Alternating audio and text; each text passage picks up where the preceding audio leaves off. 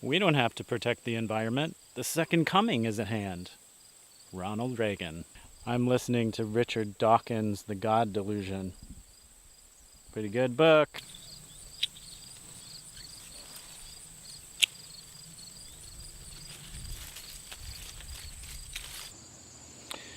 This is the harvest of Frontenac from one row. I would guess this is probably 100 pounds or more. I'll weigh it out when I get back.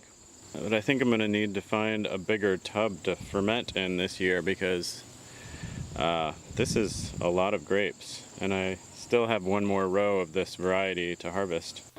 Hey there, this is Hardcore Sustainable, and today we're going to be making some wine again, and this time it's an early season kind of wine that I'm making out of Frontenac grapes, and it's a Nouveau style wine, which normally Nouveau wines originated in Beaujolais in France, and you probably know them. They're kind of a new wine. You drink them when they're young. They're not oak aged, so they don't have an oaky flavor. It's the flavor of the grapes themselves that you're tasting. And so I usually make a Nouveau type wine as one of the wines that I make every season.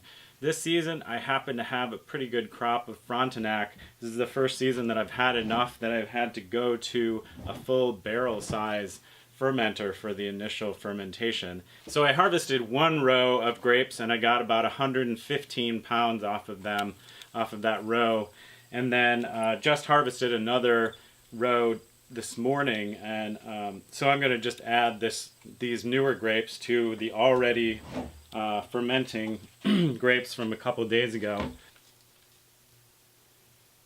I'm kind of going through these and making sure that all of them are ripe enough, because tend to be a few clusters in the harvest that are underripe. And what I'm going to do with those is make something called verjus, which is an unfermented grape juice from the immature grape clusters.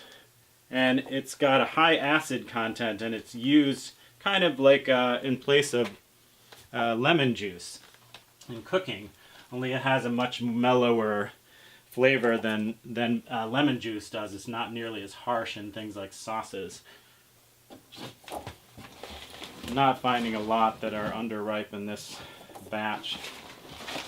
I had quite a few in the last batch. They just smell really good too. And so does this fermenting wine. I mean, it's just like heavenly, the smell in my house right now. Another thing I like to do when I throw the fresh grapes in is spray them down with a little bit of potassium metabisulfite solution. This will sort of sterilize them, although they shouldn't have a huge problem in here, at least initially, because they're not getting any air. But potassium metabisulfite will kill off some of the yeast that might be on them, that like the off-flavored yeast. So one of the unique things about Nouveau wines is that they employ a winemaking method called carbonic maceration or semi-carbonic maceration, and that involves keeping the grape clusters and the grape berries whole during the initial part of the fermentation process. And so what you end up getting is a lot of the flavors of the berry from the skins going into the wine, because the fermentation starts within the grape berry. You're not crushing all the grapes like you normally would do with different kinds of wine, and so you're keeping the grape clusters whole by and large. And normally when they do this, they would inject CO2 into the fermenter to prevent any kind of oxygen from spoiling the grapes. But what I do is a method called semi-carbonic maceration, and that involves crushing a small proportion of the grapes. So I do about 25% of the total mass of the grapes, and I crush them, I add my yeast to that, and that starts fermenting, and the gas that comes off of fermentation is CO2. So basically I can sterilize my fermenter in a more natural way. And then I also get a yeast going that eventually, when you will crush the grapes, and you will start that fermentation continuing on the grape skins with the stems in there. At least that's the way that I do it. But for this initial part of the fermentation, I crush only a small portion and get them fermenting, and then the rest of the fermentation is going on within the berries in the uncrushed clusters of grapes. I started out with a pasteur red with the crushed portion of the grapes, so I've started that going, but I'm going to be adding a yeast variety called 71B that's supposed to bring down some of the acids. A lot of the grapes that I grow have high acid content, like the hybrid French American grapes that I can grow around here and that do well and produce well, tend to have a higher acid content. You don't have to worry about that as much with French grapes. In fact, sometimes they have to add acid to get a good balanced wine. But what I end up doing is having a problem with too much acid, so I have to find ways to bring down the acid content. This yeast 71B can reduce the acids significantly, and so that's sort of my goal, is to create a more balanced wine by using this specialized yeast. So I got my 71B yeast in the mail, and now each one of these will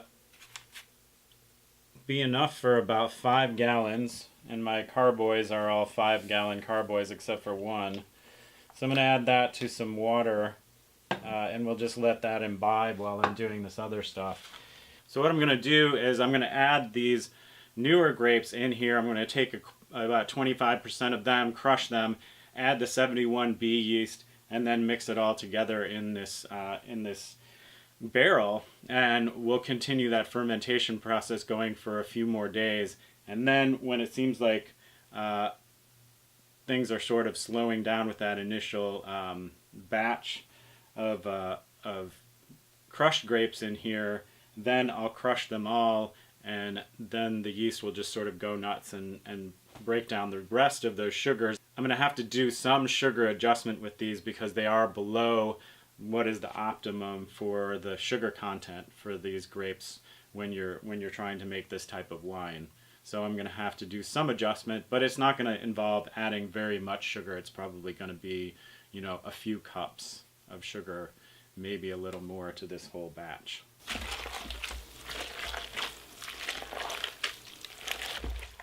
Because I don't have a crusher and stemmer, I pretty much crush all my grapes by hand, and it takes a lot longer that way, but that's the technology that I have. This grape juice looks really nice. It's got a nice color, like deep red color. I think it's going to be some good wine. In the next video, I'll continue the process of making this Nouveau wine. So stick around, and don't forget to subscribe to my channel, share, and give a thumbs up to the video. And I'll see you next time.